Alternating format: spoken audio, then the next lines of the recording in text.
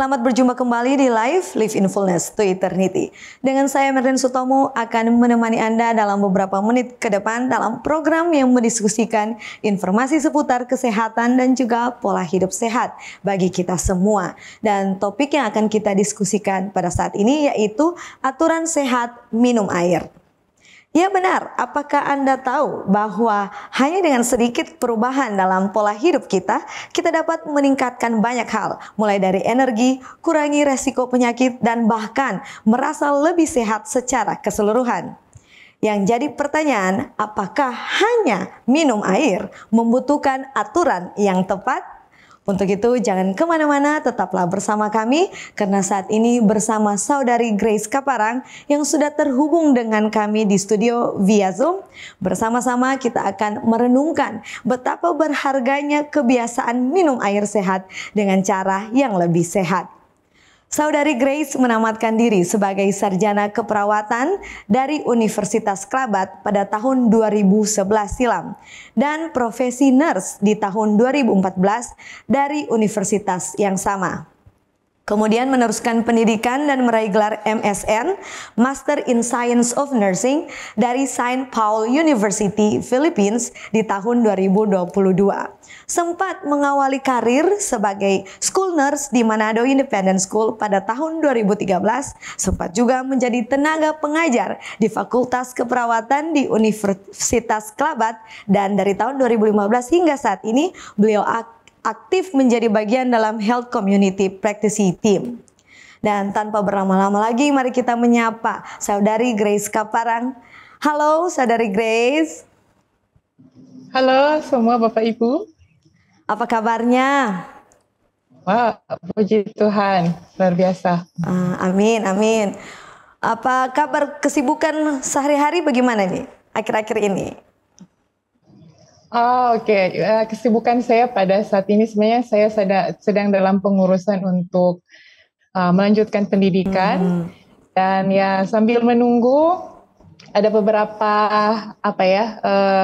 beberapa teman dan juga keluarga yang ya seperti tadi yang Saudari Merlin bilang bahwa saya sedang aktif dalam menjadi praktisi health community, ya something like seperti lifestyle seperti itu.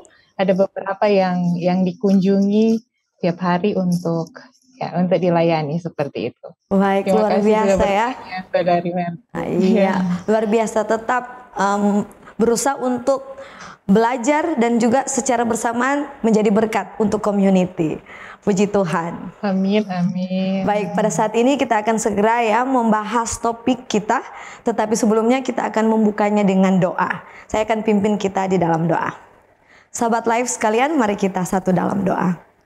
Ya Tuhan Bapa kami di surga, terima kasih ya Tuhan untuk kasih dan penyertaan Tuhan di dalam kehidupan kami. Pada saat ini ya Tuhan, kiranya penyertaan-Mu yang sama dapat menjadi bagian kami, agar kiranya kami dapat bersama-sama belajar sehubungan dengan bagaimana agar dapat menjaga kesehatan tubuh kami menjadi sehat, dan kiranya kami dapat bekerja melayani Tuhan di mana saja kami berada. Ya Tuhan, pada saat ini kami berdoa khusus untuk narasumber kami, Saudari Grace Kaparang yang sudah bersama-sama dengan kami. Bantu dia ya Tuhan, berikanlah hikmat daripada-Mu menjadi bagian dia dapat berkata-kata seturut dengan kehendak-Mu. Apa yang sudah dia siapkan dapat menjadi berkat bagi kami semua pendengar. Ya Tuhan, hanya ini menjadi doa kami. Kiranya Tuhan menyertai kami dalam sepanjang program kami. Kami berdoa di dalam nama Yesus. Amin. Baik sahabat Live, jangan kemana-mana, kami akan kembali setelah pesan-pesan yang satu ini. Tetap bersama kami di Live in Fullness to Eternity. Tahukah Anda, buah adalah sumber vitamin dan antioksidan alami yang dapat meningkatkan metabolisme tubuh. Sayur memperlancar buang air besar dan dapat menurunkan risiko terkena berbagai penyakit kronis. Selalu mengonsumsi air mineral untuk menjaga keseimbangan cairan tubuh. Berolahraga dengan teratur dapat membantu kita mengendalikan berat badan. Selalu beristirahat yang cukup agar tubuh tetap sehat dan bugar. Jangan lupa untuk selalu menyaksikan program live di YouTube channel Cornelius Media, Bridge to the Truth.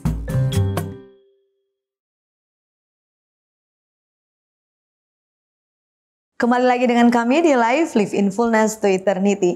Dan kita langsung saja ke narasumber kita, Saudari Grace Kaparang, sehubungan dengan topik kita, aturan sehat minum air. Baik Saudari Grace, untuk bahas topik aturan sehat minum air ini. Nah katanya akan ada perbedaan kebutuhan air ya dari orang yang satu dengan orang yang lain. Apa benar demikian?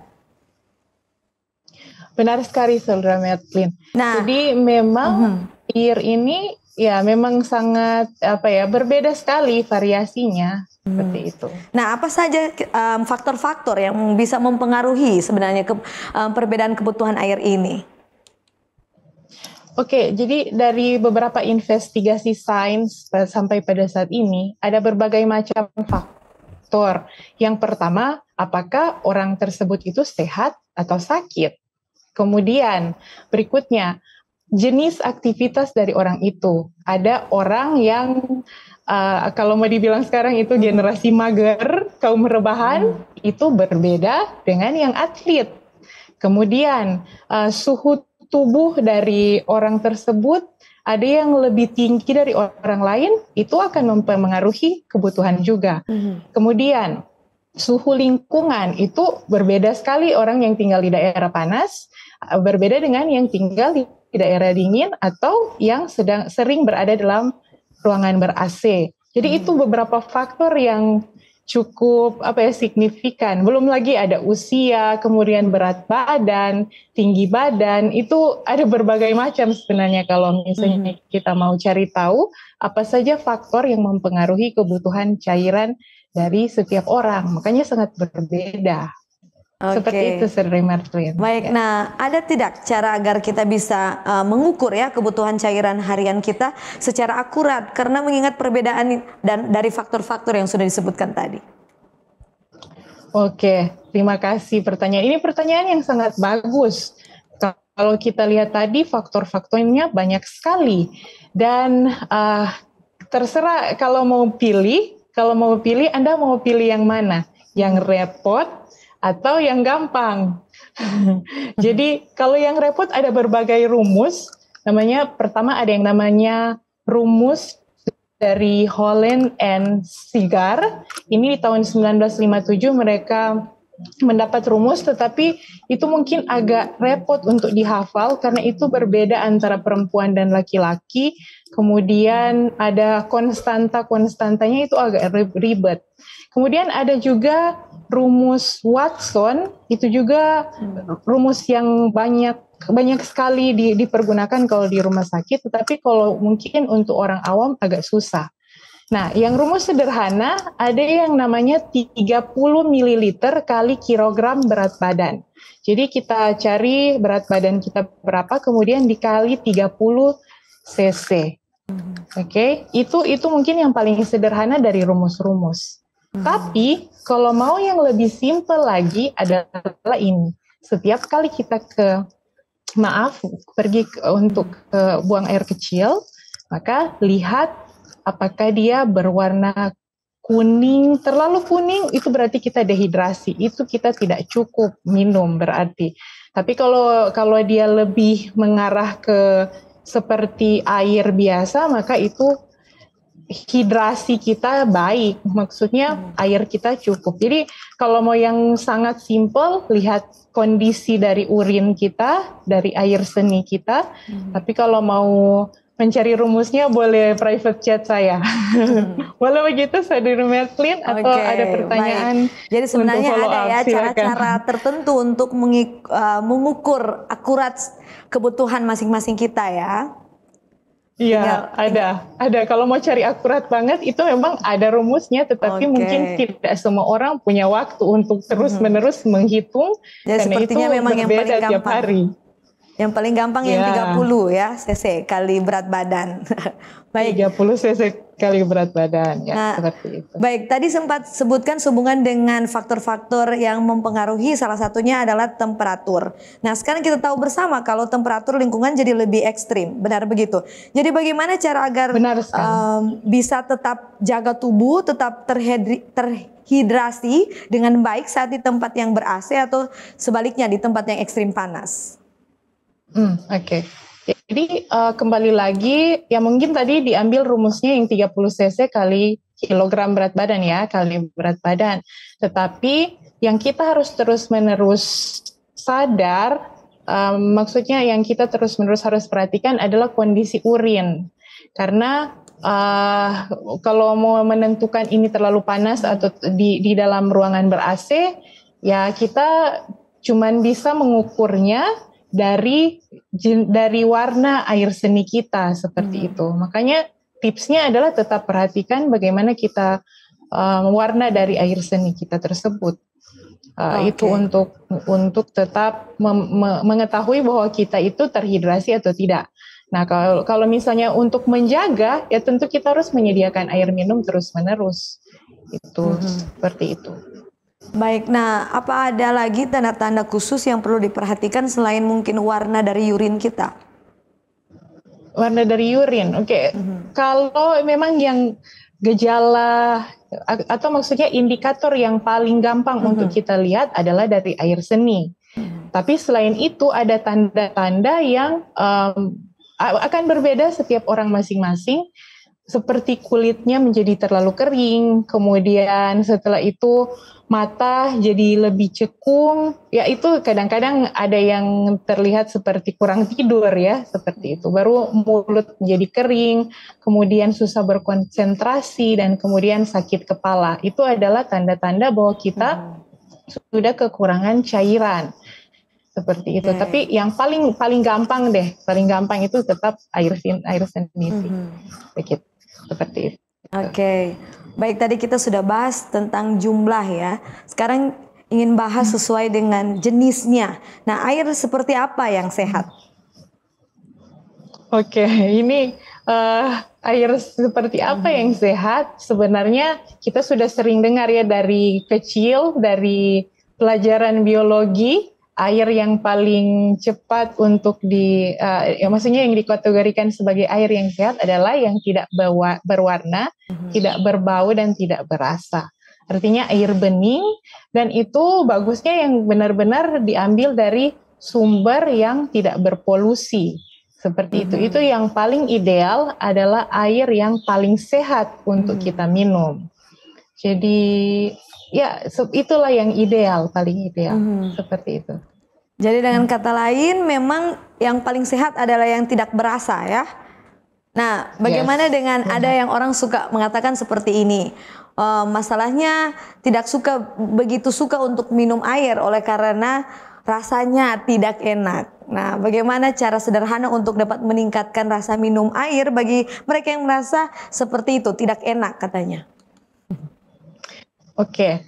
Untuk cara bagaimana orang-orang yang tidak suka minum air untuk diyakinkan ya seperti itu. Yang pertama kita harus menjadi contoh.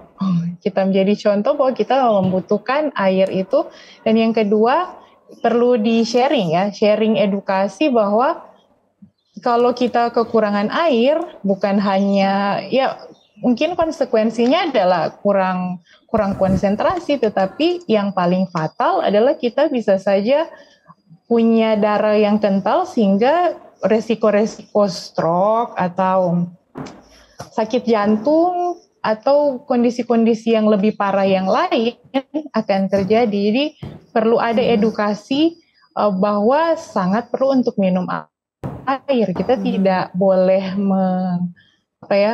tidak boleh membuat rasa itu menjadi prioritas, karena itu kebutuhan. Dan kalaupun memang tidak bisa, ya berarti cara kreatifnya kita bisa membuat rasanya jadi lebih enak dengan menaruh buah-buahan. Ya sekarang kan ada tren ya yang namanya infused water. Bisa ditaruh stroberi, ditaruh kiwi atau jeruk nipis, sehingga rasa dari air itu bisa jadi berbeda dan lebih menarik untuk diminum.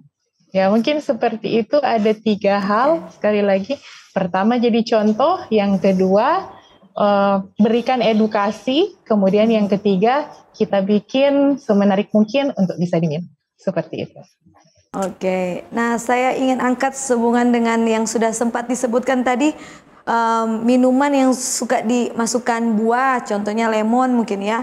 Nah, apakah minuman seperti teh herbal dan juga infus buah dapat dihitung sebagai bagian dari asupan cairan harian yang sehat?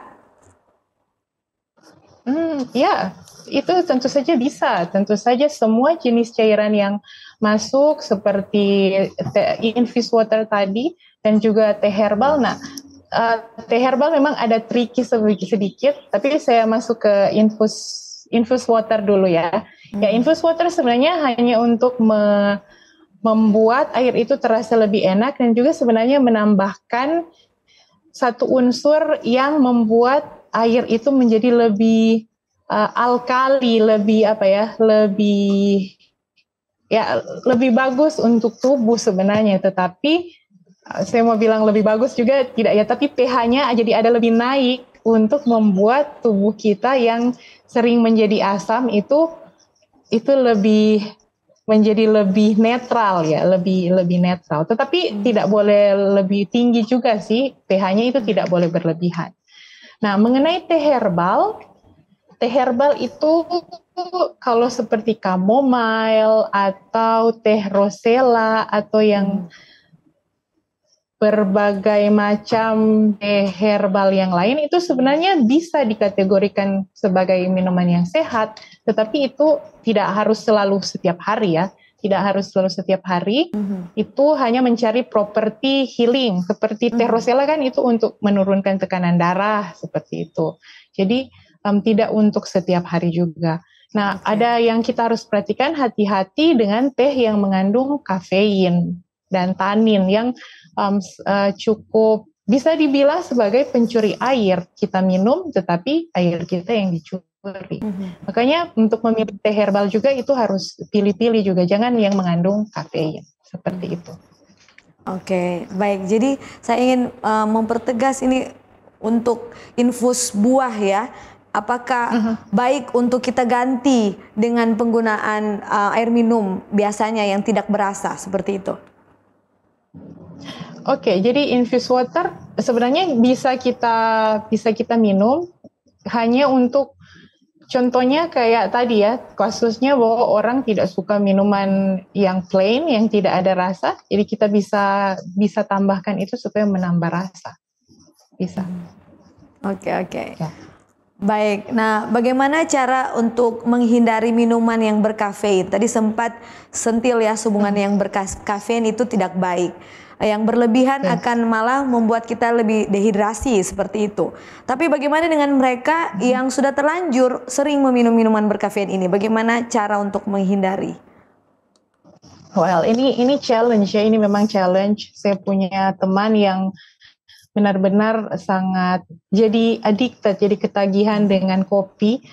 Dan kalau dia tidak minum kopi, itu memang nggak bisa buka mata sama sekali gitu. Energinya memang sangat-sangat low. Ini memang challenge. Kalau memang sudah ketagihan, ini perlu untuk ini perlu banyak sekali support yang diperlukan untuk orang-orang tersebut untuk withdraw atau untuk keluar dari ketagihan kopi ini. Tapi sebenarnya saya baru membaca satu penelitian dan juga sharing dari satu seminar kesehatan dari seorang dokter bahwa ternyata ada harapan. Selama 4 bulan setidaknya orang itu punya harapan untuk lepas dari ketagihan minum kopi. Ya, dengan cara masuk ke dalam komunitas yang akan mendukung dia untuk tidak minum lagi bahan-bahan yang berkafein seperti itu. Jadi perlu untuk ada support system bagi orang tersebut, dan yang secara praktis yang dilakukan adalah ya tetap membiasakan, walaupun memang pada awalnya memang akan berasa sangat-sangat susah ya, sangat susah karena saya sudah melihat bagaimana orang dengan minum kopi tersebut. Jadi memang untuk tidak lagi meminum minuman yang berkafein, itu harus niat dari dalam sendiri-sendiri. Dan ketika ada niat, maka perlu orang-orang untuk mendukung. Seperti itu. Baik, kembali lagi ke diri kita ya, niat atau tidak ya. Iya. Yes, betul. Nah, bicara tentang minuman air ini penting, tapi masih ada juga ya pada kenyataannya orang yang lupa atau malah menunda untuk minum saking sibuknya ya. Nah, apa aja rekomendasi mungkin yang bisa diberikan, yang rekomendasi praktis ya yang dapat membantu mereka yang sibuk dan juga yang suka lupa untuk minum air sepanjang hari? Oke. Apakah saya bisa straightforward? Straightforward saja pada kasus ini. Sebenarnya busy is a myth. Sibuk itu adalah mitos. Tidak ada waktu itu adalah mitos. Kita akan menyengajakan waktu untuk sesuatu yang kita anggap penting. Dan sebenarnya banyak orang yang merasa air itu tidak penting karena kurang edukasi sih sebenarnya, karena banyak yang belum menganggap itu penting seperti itu. Jadi kalau ada orang-orang yang sudah mengetahui pentingnya air tersebut, ya dia perlu jadi role model kembali untuk menjadi role model. Nah, kalau misalnya memang sibuk, sekarang tuh banyak di berbagai macam perbelanjaan online itu ada botol-botol minuman yang sudah ada jam-jam ya, jam 8, good morning, jam 9. Ya, ada motivasi-motivasi yang membuat orang itu bisa minum, reminder. Tetapi kalau saya pernah bikin ini ke satu orang teman yang dia mengeluh kepada saya karena dia sering lupa minum. Saya atur set alarm di handphonenya untuk jam-jam minum. Jadi contoh saya bikin kayak komitmen ya, kayak janjian. Oke, kamu mau minum jam berapa? Jam berapa? Oke, dia bilang, oh ya jam 9, jam 10. Jadi saya bikin alarm. Jadi pada waktu dia sementara di kantor, maka alarm akan berbunyi di jam yang sudah kita sepakati bersama. Jam 9 dia akan berbunyi alarm untuk minum air. Minum air berapa gelas atau berapa cc, itu yang saya usahakan kepada teman saya yang ada masalah juga kesibukan seperti itu. Jadi kembali kesimpulan, sebenarnya tidak punya waktu itu mitos, karena kita tidak menganggap penting sesuatu yang kita bilang tidak bisa kita lakukan. Jadi perlu edukasi untuk pentingnya air tersebut, dan kalau mau dibantu, ya jadi salah satu cara yang bisa dibikin adalah bikin alarm di handphone. Seperti itu. Seperti itu, Serimetrin.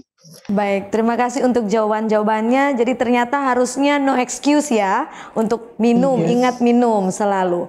Baik, nanti kita akan sambung lagi masih dalam topik aturan sehat minum air. Dan sahabat Live, kami akan kembali lagi tetap bersama dengan kami di Live in Fullness to Eternity. Diskusi dan kajian mendalam mengenai tokoh, tema, atau cerita tertentu di dalam Alkitab. Memberikan motivasi dan bimbingan untuk menggunakan metode yang tepat dalam membaca Alkitab. Selalu saksikan program Death Inside Growth setiap hari Jumat pukul 19 waktu Indonesia Tengah di YouTube channel Cornelius Media, Bridge to the Truth. Terima kasih Anda masih setia bersama dengan kami di Live in Fullness to Eternity. Masih dengan Saudari Grace Kaparang dalam topik aturan sehat minum air. Baik, Saudari Grace tadi sempat sebutkan metode kreatif ya untuk memasang alarm agar kita bisa ingat kapan kita harus minum seperti itu ya. Nah, apa ada metode khusus untuk diterapkan bagi anak-anak? Karena anak-anak juga suka lupa untuk minum. Nah, ini menarik ini, karena anak-anak memang memang kelupaan, sudah main, jadi mereka bisa lupa. Nah, yang pertama yang bisa kita lakukan untuk membuat anak-anak itu, mereka perlu juga untuk diedukasi dengan cara-cara yang sederhana. Tapi sebelum kita edukasi mengenai pentingnya air, sebenarnya anak-anak itu paling cepat belajarnya kepada orang tua, mereka copy paste semua kebiasaan orang tua. benar tidak kata saya ya begitu. Jadi pertama adalah orang tua yang perlu untuk menjadi contoh kepada anak-anak untuk minum air, untuk kebiasaan minum air, dan itu sebenarnya yang paling efektif. Dan setelah itu kita bisa kasih edukasi kepada anak-anak bahwa mereka perlu air. Nah, untuk alat peraga saya bisa mungkin kasih spill gimana cara untuk edukasi anak-anak mengenai pentingnya air. Nah, kita bisa bilang bahwa kita bisa pakai balon, kemudian kasih tunjuk balon yang sudah ditiup. Ini sel kita kalau misalnya sel kita kalau misalnya airnya bagus, jadi dia kencang selnya kayak kulit kita itu akan kencang. Tetapi kalau kita sudah kekurangan air, dikasih balon yang kempes, ini sel kita dan itu tidak baik kan. Itu cara untuk edukasi sih kalau misalnya memang anak-anak yang benar-benar sangat dini. Kemudian yang berikutnya adalah kita sediakan sebagai orang tua atau auntie atau uncle, kita bisa kasih hadiah botol minuman yang lucu-lucu gitu untuk menambah kesukaan mereka untuk bisa minum. Dan sekarang saya perhatikan bahwa botol-botol motivasi itu bukan hanya untuk orang dewasa, tetapi juga buat anak-anak. Jadi kita bisa kasih tahu sebelum ke sekolah, ini jam segini, ini jam segini, dan jam segini. Tapi kebanyakan mereka akan menurut kalau mereka lihat kita sebagai orang-orang tua, itu memang benar-benar menerapkan aturan minum air yang benar. Kalau mereka kelupaan mungkin 1-2 jam, ya memang jangan dimarahin juga sih. Tetapi kita perlu untuk selalu ingatkan mereka, dan ya anak-anak adalah masa-masa di mana mereka itu meretensi, mereka menyerap semua pelajaran yang diperlukan, apalagi yang praktis-praktis itu, untuk menjadi kebiasaan pada waktu dewasa. Jadi paling gampang untuk diedukasi sebenarnya anak-anak. Jadi itu yang perlu kita lakukan. Sekali lagi, yang pertama, orang-orang dewasa perlu jadi role model. Kemudian yang kedua, kita bisa edukasi dengan ilustrasi-ilustrasi yang menarik. Dan kemudian yang ketiga, kita bisa sediakan tempat-tempat minum dan bisa dikasih botol motivasi yang menarik bagi mereka, sehingga menarik perhatian mereka untuk minum. Seperti itu, Saudari Mertlin. Oke, jadi kembali lagi bagaimana dengan orang tua ya untuk memberikan contoh sebenarnya kepada anak-anak ini. Bagaimana kapan juga harus minum ya, seperti itu. Nah, bagaimana dengan kondisi di mana kita melakukan perjalanan yang jauh? Apakah ada tips praktis yang bisa dibagikan agar tidak dehidrasi pada saat kita bepergian jauh seperti itu? Oke, jadi memang bepergian jauh itu apalagi ya harus ke toilet beberapa saat ya. Dan juga ya kondisi higienis dari tempat umum untuk buang air kecil itu mungkin tidak selalu memadai seperti itu. Memang betul sekali itu challenge. Tetapi sekali lagi, kalau kita anggap itu prioritas, maka kita akan menyediakan. Kita tetap akan membawa air minum yang diperlukan, dan kemudian barang-barang antiseptik yang diperlukan untuk masuk ke, jika kita harus pergi ke toilet umum, kita akan tetap harus sediakan. Sekali lagi, kembali lagi ke niat, dan kemudian persiapannya kita. Kalau bepergian ya kita masih pakai botol yang mungkin ada motivasi di situ untuk tetap minum, tetap kita akan minum seperti biasa, tidak akan ada perubahan seharusnya. Dan ya memang yang bermasalah kalau misalnya kita naik public transport yang dengan misalnya bus, dan itu harus berjam-jam tidak bisa keluar. Nah, mungkin memang kan kita tidak harus minum, misalnya tidak harus minum 1 jam sekali, itu mungkin sudah agak kayak robot ya seperti itu. Tapi kita bisa estimasi kita bisa rasa tubuh kita itu cepat ke toiletnya itu beberapa jam ya. Dan saya rasa pada saat ini kalau kita naik public transport, banyak juga yang akan singgah ke rest area. Jadi sekali lagi bepergian bukan juga excuse untuk kita tidak minum air. Hanya kita perlu juga untuk mengenal diri kita. Kalau jangan juga minum terlalu banyak supaya nanti tidak bingung sendiri nanti menahan urgensi untuk buang air kecilnya. Jadi sekali lagi mungkin saya kasih simpulkan adalah kita tetap akan punya kebiasaan, kita kenal diri kita, kapan kita setelah minum kita berasa untuk buang air kecilnya itu kapan. Dan tidak apa-apa sebenarnya kalau misalnya itu perjalanan hanya 3-4 jam, tidak perlu tidak perlu selalu rushing untuk terus minum setiap jam, tetapi kalau misalnya driving sendiri kan enak, bisa pergi ke tempat untuk buang air kecil kapan saja. Tapi kalau di public transport pasti akan ada masuk ke rest area lah kalau misalnya dia terlalu panjang perjalanan. Seperti itu. No excuse. Baik. Nah, gimana kalau walaupun sudah tahu ini penting, nah tetap aja gagal penuhi kebutuhan air dalam sehari. Nah, apa saja konsekuensinya nih? Waduh, ini konsekuensinya memang kalau kita sebenarnya kalau mau dibilang itu ada range ya. Yang pertama dari sulit konsentrasi, gampang marah, kemudian masalah-masalah kulit seperti terlalu kering atau apa, itu konsekuensi-konsekuensi yang kecil dari kurangnya minum air. Tapi yang paling berbahaya adalah ya darah kita menggumpal, itu bisa jadi penyebab stroke dan sakit jantung. Dan yang sekarang lagi marak adalah gagal ginjal. Itu dan ya saya juga sangat sedih sebenarnya ada beberapa teman yang yang masih sebaya, bahkan ada yang maksudnya lebih muda dari saya itu sudah ada gagal ginjal dan itu sangat mengerikan ya. Harusnya kita bisa belajar untuk untuk tidak mau seperti itu. Seperti itu. Itu susah loh. Ya. Oke.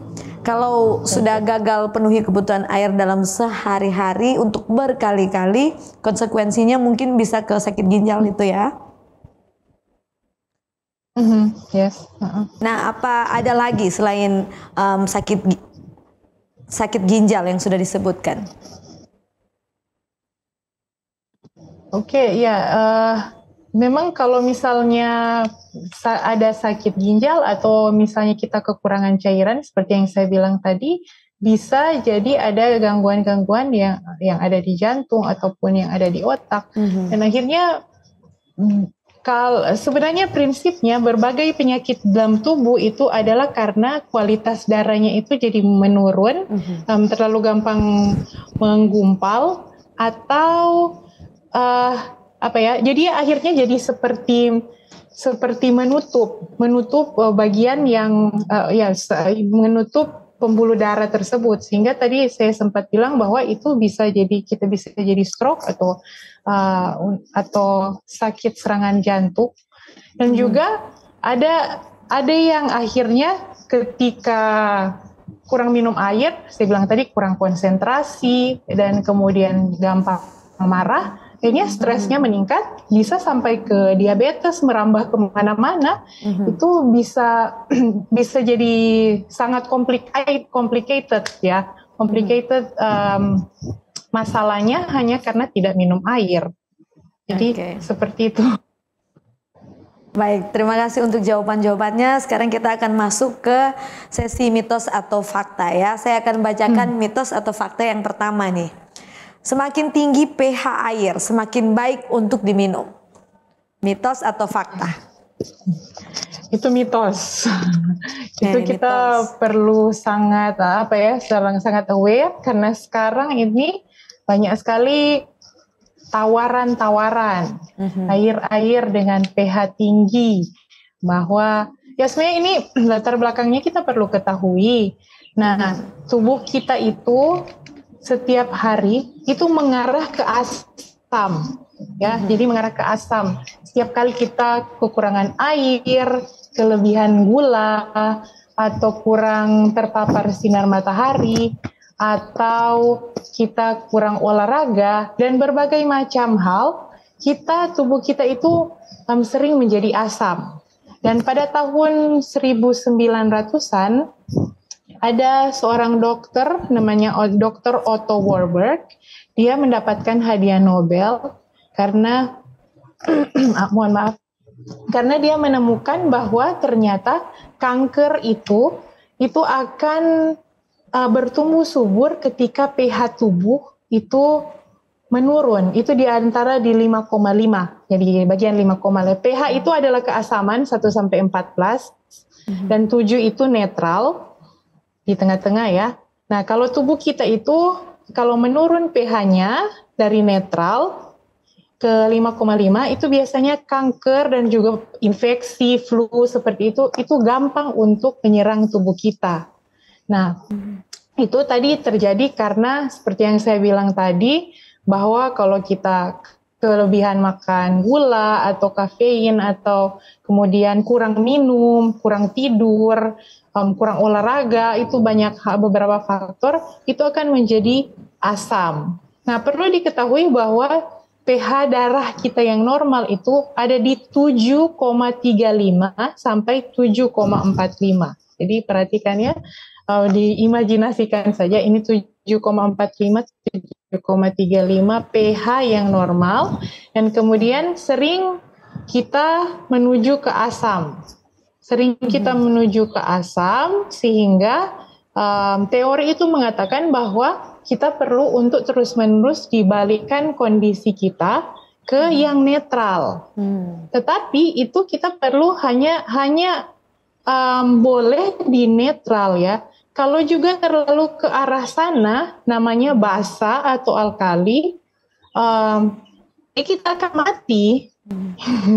Ya, para perawat-perawat di ICU itu pasti mengerti ya mengenai pH ini. Kita akan mati juga kalau misalnya terlalu basa atau alkali.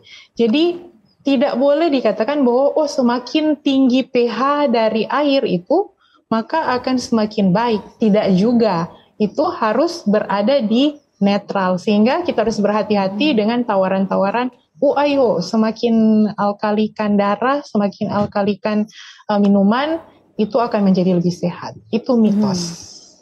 Baik. Seperti itu. Dan untuk minuman yang disebut-sebut tinggi oksigen, kadar oksigennya, apa itu termasuk di pH normal atau jadinya seperti apa? Nah, itu dia yang sebenarnya sebenarnya bukan keadaan dari air minum yang natural ya, itu karena oksigennya ditambahkan. Jadi kita juga perlu berhati-hati. Kita bagusnya cari yang biasa saja, yang minuman yang biasa saja. Hanya sekarang memang challenge-nya adalah banyak polusi seperti itu. Sehingga yang kita perlukan adalah mencari sumber air yang tidak terkena polusi seperti itu. Iya, baik. Kemudian saya akan bacakan mitos atau fakta yang kedua. Minum air dalam jumlah besar sekaligus lebih baik daripada minum sedikit-sedikit sepanjang hari. Nah, itu dia. Ini harus dianalisa ya. Sedikit-sedikitnya berapa banyak, banyak-banyaknya seberapa banyak. Oke. Jadi saya tidak bisa bilang ini mitos atau fakta, karena kita perlu real cc-nya ya, seperti itu, cc yang real. Nah, mungkin yang mau saya bagikan pada saat ini adalah air minum itu aturannya yang baik adalah pada waktu pagi kita bisa minum sekitar 500 ml air. Itu tidak terlalu banyak, mungkin itu hanya sedikit, 500 ml pada pagi hari. Kemudian setengah jam sebelum makan pagi, itu bisa kita minum air lagi sedikit, mungkin ya itu makanya itu tergantung orang ya, tergantung orang. Itu bisa setengah sampai 1 gelas. Nah, 1 gelas yang saya maksud adalah kalau seperti gelas air mineral yang biasa, itu biasanya 240 sampai 250 ml. Itu adalah takaran 1 gelas biasanya. Jadi setengah jam sebelum makan, kita boleh minum air untuk mempersiapkan pencernaan kita. Baru setelah itu, nah ini nih kebanyakan orang sering minum sementara makan. Tetapi sebenarnya baiknya kita harus minum 1,5 jam atau 2 jam setelah makan. Karena pada waktu makan terus kita minum, dia lambung kita maksud saya, itu yang akan diserap adalah air dulu. Sehingga makanan yang ada di dalam lambung akan delay, jadi terlambat pencernaannya, sehingga gampang fermentasi, sehingga orang sekarang banyak sakit MAH seperti itu. Jadi sebenarnya aturannya seperti itu ya, pagi-pagi kita bisa minum 500 cc, kemudian setengah jam sebelum makan kita boleh minum setengah sampai 1 gelas, kemudian 2 jam setelah itu, setelah makan, baru kita boleh minum.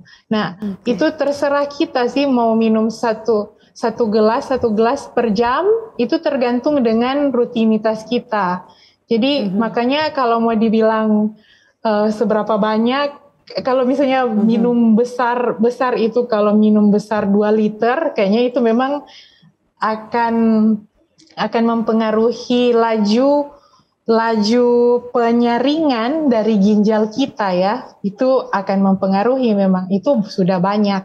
Jadi kalau mau dibilang mitos atau fakta, itu perlu untuk pengukuran secara spesifik untuk bisa kita lihat apakah itu terlalu banyak atau sedikit-sedikit tapi sering, tapi kemudian sedikitnya 100 cc ya itu agak susah juga. Jadi yang saya bisa bagikan adalah sekali lagi, pagi boleh minum 500 cc dan aturannya adalah setengah jam sebelum makan kita boleh minum, 2 jam setelah makan kita boleh minum di antara jam makan. Apakah itu jelas? Atau mungkin jelas saya bisa jelaskan sekali lagi? Itu jelas ya? Jelas. Baik, kita masuk mitos. Jadi atau mau mitos fakta. atau fakta?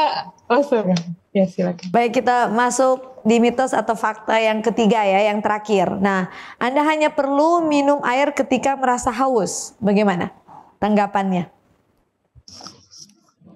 Mitos.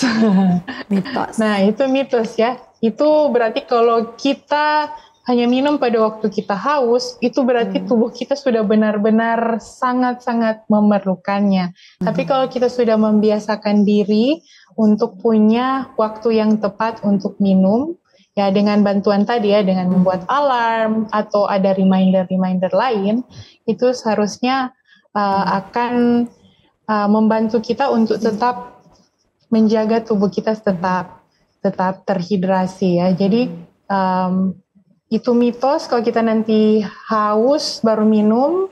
Jadi yang faktanya adalah kita perlu menghabiskan yang sesuai dengan kebutuhan kita, dan itu sesuai dengan reminder yang sudah kita bisa set sesuai rutinitas kita. Seperti itu. Oke, baik, terima kasih untuk jawaban-jawaban yang sudah diberikan kepada sahabat live sekalian. Dan di akhir pembahasan kita saat ini, bolehkah saya minta Saudari Grace untuk memberikan closing statement atau manfaat atau pesan penting untuk diingat bagi sahabat live sekalian? Silakan. Baik, terima kasih Saudari Mertlin. Tadi kita sudah perhatikan bahwa air itu adalah satu unsur yang sangat banyak terdapat di dalam dunia ini dan sangat penting manfaatnya untuk tubuh kita, tetapi sangat sering dipandang remeh. Karena apa? Karena kita masih belum menganggapnya penting, sehingga kita mengatakan kita tidak punya banyak waktu, kita terlalu sibuk. Jadi sekali lagi, Bapak, Ibu, saudara-saudari, sahabat live sekalian, kita perlu tahu bahwa air itu penting. Anda tidak bisa hidup beberapa hari tanpa air.